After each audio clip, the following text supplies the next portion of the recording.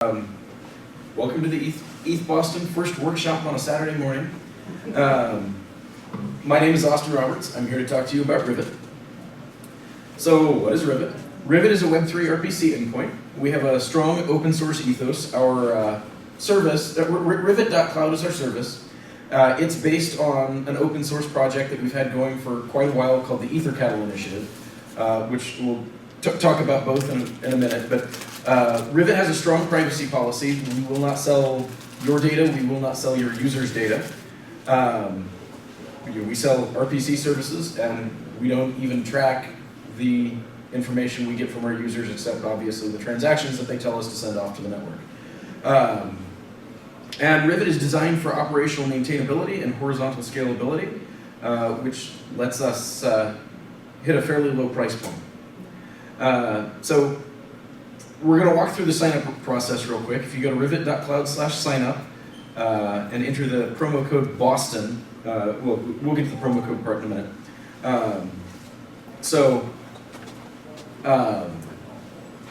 Hey guys.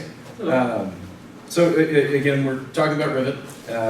Rivet.cloud/signup. We have two plans. We have the build plan, which is a free plan. All we need is your organization name and an email address.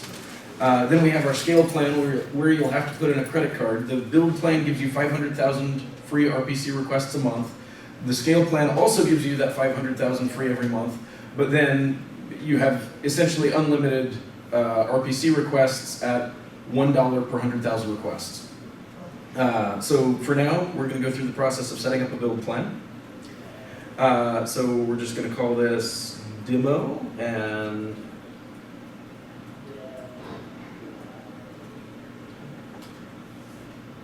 so that's going to send me a confirmation email, which I'm going to have to jump over here and find my confirmation email. And while he's doing that, one of the key important points here is that the Endured rate plans right now do rate limiting for some of the lower level accounts, and we don't do any of that. So again, you put in the promo code BOSTON, and you will get free RPC requests all weekend. And now we're logged in at the dashboard, and we have an API key that is working on the Rivet network. So we can copy the endpoint URL just by clicking this button. It's now on our clipboard. And you can drop that into your application, or real quick, we're going to go through the process of setting up MetaMask to use Rivet instead of its defaults. So we're just going to call this mainnet Rivet. Drop in the URL. Chain ID is 1. Symbol is ETH. And now we're using Rivet instead of the defaults.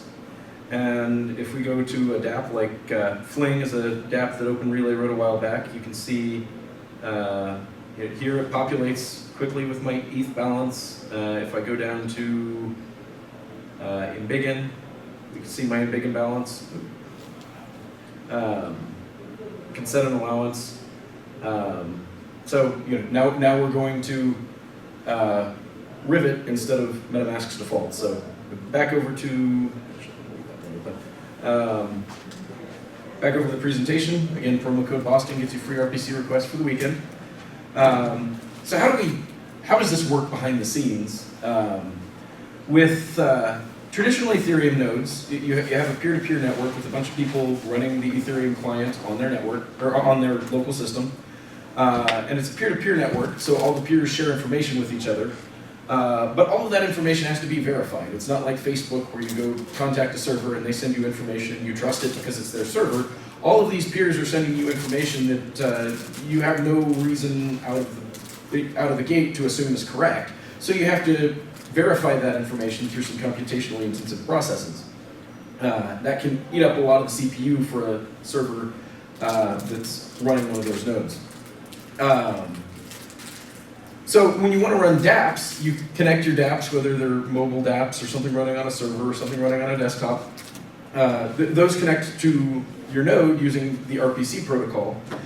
Each node has fairly limited capacity. On a typical computer with, say, 2 cores and 8 gigs of RAM, you could figure on getting somewhere between 150 and 250 requests per second off of a single server. And that single server is also a single point of failure. So if that server goes down, none of those dApps can connect to the blockchain. So real quick, what are RPC queries? RPC queries allow dApps to get Ethereum balances, read contract code, get token balances, find out what color your CryptoKitties eyes are, transfer tokens, monitor asset transfers, DEX trades, basically any information that is there on the blockchain. If you want it, you're going to run RPC queries to get it. So, we talked about some of the challenges of, you just have that one server with limited capacity and it's a single point of failure. So if you want to solve those two problems, you can load balance across multiple RPC nodes. But this still has some problems. So each node must verify data from its peers. So here now we're running 2 nodes, and each of those nodes is spending a decent chunk of its CPU verifying information that comes from all of these other peers. You can possibly get inconsistencies because this node might get a block a full second or 2 before this node gets that same block. And so if you're sitting here running queries against those 2 nodes, you might ask this node a question, and it might resolve at block number n, and then a second later you ask this node a question, and it resolves at block n-1. So you're getting inconsistent information just by load balancing across a pool of nodes. The other problem is that if you have a sudden surge in capacity, new instances can take hours to sync. Even if you have a snapshot that's taken in the last 24 hours, it can take a few hours to find enough peers and grab information off the blockchain and write it out to the local disk. So this is not a great way to scale up an Ethereum infrastructure project. So Rivet Solution, and this is part of our open source ETHGlobal initiative, is we introduced replication. So the basic idea is that you have one master node that connects to peers and verifies data from the peers. And we can actually support more than one master. You need one for this to work, but you can have more than one for redundancy, so that if, again, you don't have that single point of failure at your master. And then the data is streamed through a system called Kafka to servers that we call replicas. Now the replicas, they're not verifying the information. They trust the master because they're operated by the same people. And they just pull down the right operations that were sent to them from the master. That gets written to their local disk, and then they're able to serve the RPC requests off of their local disk. The benefits of this are that replicas don't have to do the verification overhead, so they can dedicate 100% of their resources to, or 98% because they got to pull stuff from Kafka and write it to disk, but they can dedicate the vast majority of their resources to serving RPC requests. So where we could get 150 requests per second before we started seeing an increase in response time on a conventional node, we could get about 850 requests per second on a replica node with the same hardware. It also means that we have minimal inconsistency across pools and replicas in a pool. Since they're pulling from the same Kafka server, that Kafka server is going to notify them as soon as information is ready. They write it out to their local disk. The inconsistencies between 2 servers might be about 20 milliseconds as opposed to upwards of 2 seconds that we would see with 2 individual servers pulling block information. And the other great benefit of this is that replicas start in minutes. So at Rivet, we take snapshots every 24 hours, and then that means that we're pulling up to 24 hours worth of snapshot data from Kafka. All we have to do is pull that data and write it to disk. It's a sequential disk read from Kafka. It's a fairly simple write to our replica servers, so we can be up and running within about 5 minutes. If we need to add capacity, we can add 850 requests per second in about 5 minutes, and we can add more than one replica in that 5-minute period, so we can scale up as quickly as we need to, just about. As far as testnets, we support Goerli and Ropsten and Rinkeby. Unfortunately, we don't support Kovan. Kovan is only supported by the parity client, and Rivet is based on Geth. Our streaming replication system works with a light touch fork to Geth. We keep it up to date with the mainstream branch. But we have not made similar changes to parity, which would be required to support Covan. We don't have any immediate plans to do so, but if we get a whole lot of feedback that Covan support is actually absolutely critical, that could be in our future. We have just in the last 24 hours gotten WebSocket support up and running. You won't find that on the dashboard yet. We're not confident enough in our solution to say it's a production-ready feature, but for hackers at ETH Denver, if you want to give it a whirl, you can plug in eth.ws.rivet.cloud as your endpoint and put your API key after that, and you can connect to WebSockets and give it a whirl. So the benefits of WebSockets are that you can get immediate notification of new blocks, notifications of things like token transfers, or really any other on-chain events. You can be notified of that instead of having to poll periodically to see if something new has happened. So here we are at ETHBoston as sponsors. We are sponsoring a prize for the best project built with Rivet. Really just about any hackathon project out there could use Rivet as its RPC provider and be eligible for this prize. We are offering 100 million RPC requests for as long as it takes you to use those. We are going to consider prizes, take into consideration our values when evaluating the projects. So we're looking for something that hits the values of open source and also we're very privacy centric, so something that is privacy centric, is going to get bonus points. So again, sign up at rivet.cloud/signup. The promo code Boston gets you free RPC requests for all weekend, and we have a dev resources page here where we have documentation on how to use browser plugins depending on what language you're using. We've got documentation for different libraries on different in different languages. We have one thing to note real quick here is this documentation includes your API key, so you can copy and paste these snippets and it will just work for you. Then we've also got some documentation on the various testnets. We talk about proof of work versus proof of authority. We give a link to a faucet so you can get started with some testnet ether on each of these testnets. As well as some other parameters of these testnets and our recommendations. So these development resources are out there for anybody hacking today, trying to figure out how they use this stuff. So any questions? All right. Yeah. So you say privacy in particular is stuff that you'd like to see. I wonder, is there a way that you guys are trying to investigate that client side, I'm obscured from what you guys are seeing my calls for, so you couldn't identify a particular there's been a fair bit of conversation at ETHBoston about don't be evil versus can't be evil. Mm-hmm. Right now, this is a service that people need, so we're taking the don't be evil approach. We're exploring a number of options for the can't be evil approach. So right now, we're not recording any. We are recording how many requests we got from a given API key, but that's it. We're not keeping track of IP addresses. We're not keeping track of what the request was for. I mean, right now you kind of got to take our word for that. We've got in our privacy policy, you could sue us if it wasn't true. I know these are parts of the conventional ecosystem. Again, we are exploring options for how we could make those things technically impossible for us to do, as opposed to us just asking you to trust us that we're not. But we didn't want to wait until we could answer that question to put this service up. Yeah, that makes a lot of sense. And to be fair, no one else in the space right now, privacy, according to their policies, it's not important to them, right? And so that's really what's critical for us, is that, we're taking that stand, right?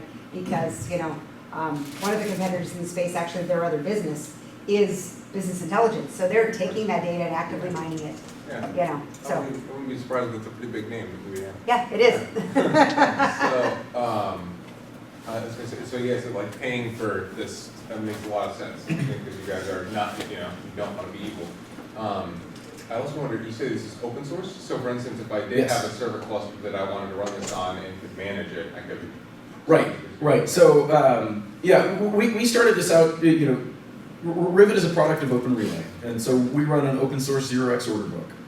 And, that goes back to over 2 years ago that we started working on that order book. And one of the big challenges that we found in running this whole system, we built it with a microservices architecture. Any piece was disposable. It was all redundant. If a server was misbehaving, we just kill that server, and the autoscaler replaces it, and everything comes back up, and it's happy, except for our node infrastructure.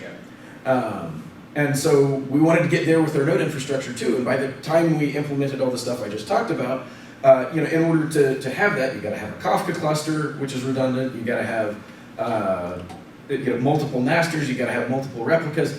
And by the time you're there, you can handle 80 million, 100 million requests a day, and we're using a few 100,000 requests a day. So we've got all this extra capacity. So yes, absolutely. We have an open source project. If you want to run it on AWS, we have CloudFormation templates. You can deploy it with a few clicks. But the cost of that is several $100 a month, and then you have capacity that's way more than you need. So that led us to think, well, we've got all this extra capacity, we might as well set up a business around that. And then, there's the competition right now is alchemy that you can't just go sign up for.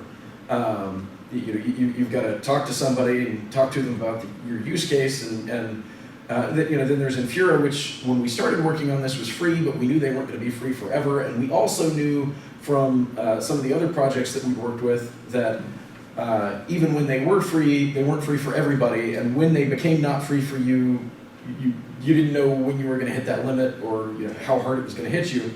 And of course, they are. They've announced their pricing plan. The first 3 months are free, but next month their charging starts, and our $1 per 100,000 requests price point is going to be better for about 80% of users. If you're in the top of a tier and you can make sure that you don't go over and need to go to the next tier, their price point will probably be better for you. But if you're anywhere near the bottom 75 to 80% of a tier, our price point's going to come out better. Makes sense. And you say right now it's through credit cards. Yes. Yeah. We again being able to take crypto for this is a high priority. Yeah. But we didn't want to wait to put this out there until we had that. I'd be really excited to see micropayments through payment channels. Yeah, and that is an idea we've kind of been exploring. I think initially we will probably take larger chunk payments, and but yeah, and one of the challenges is that the RPC request protocol doesn't include any mechanism for doing a microtransaction with that RPC request. But we're also exploring some other potential protocols where maybe there's a Web3 provider that you could drop into your JavaScript application that could do that, but it's not just using the straight RPC protocol. Yeah, makes sense. Cool. Any other questions? Yes. So back on the privacy stance thing, kind of reminds me of some of the email provider horror stories from the Snowden era. So do you have any sort of strategy in mind for how you're going to protect yourself if a government comes after you, for instance, where they would be far more comfortable with you working in a conventional manner, where you take more of that data so they can turn around and compel you to hand it over? Do you have plans? Greg, do you want to speak to that? Yeah. Greg's our legal mind. So. Okay. I used to practice law in one of my old hats, so and business litigation at that. I can promise that we will fight tooth and nail, and we will die on our sword if we have to. I'd rather shut the business down than have somebody be taken advantage of, have anybody be taken advantage of by a nation state. That will never happen. And one idea that we have tossed around but not yet implemented is putting out some kind of like dead man switch canary, Yeah. where we'll and this is something I've always thought would be a great use for the blockchain, where we could go out and make an RPC call once, or make a transaction once a week to say, we haven't been served with any warrants, or something along those lines. And if you just don't see that, then maybe we can't tell you about it, but it's there. Yeah. The other piece of it will be down the line when we can engage in some more philanthropic exercises. Then we will be financing things like right to privacy campaigning as much as we can. It's something that's really kind of deeply ingrained in all of us. All three of us have been. I think that's true of a lot of people in the space, but a lot of the reason we came to even be here is because of those kinds of ideas. So, Cool. So one thing I really want to see in this space, and I know a lot of people will be hungry for, is effectively a private, completely discrete block explorer. Like, for instance, if I'm a whale and I want to check my balances and not let anybody know that I have any access to these accounts or care about them at all, right? That'd be something I'd really like to see through your Interesting. infrastructure. Yeah. Like a tour-based block explorer, or? Yeah, so like, I think hosting it as a secret service, but then also obscuring from the secret service itself those calls that I'm making. So you don't even know who I am or what I'm looking for. I've been thinking about this, and we can talk about it. One idea that we're exploring for a number of reasons, I mentioned that we've got this Kafka stream of, where our master writes it and our replicas read it and write it out to their local system. One thing we've been exploring is exposing that to customers. So you could just run one little replica. A replica could be a small, light server, pull down from our Kafka stream, write it out to your local system. We have no idea what you're getting. You're getting everything. We have no idea what you're using. Right. Of course, just to do a quick balance check, that's pretty extreme overkill. But if you're running an application and maybe not in a position to host the full infrastructure yourself, but want to get that level of privacy by taking our Kafka streams, you can get that level of redundancy that you need, but all we know is you're taking the same information as everybody else who's taking our Kafka streams. Yeah, makes sense. And my guess is that's a pretty heavy data load for you guys, so it might be a reasonable monetary incentive to push people out.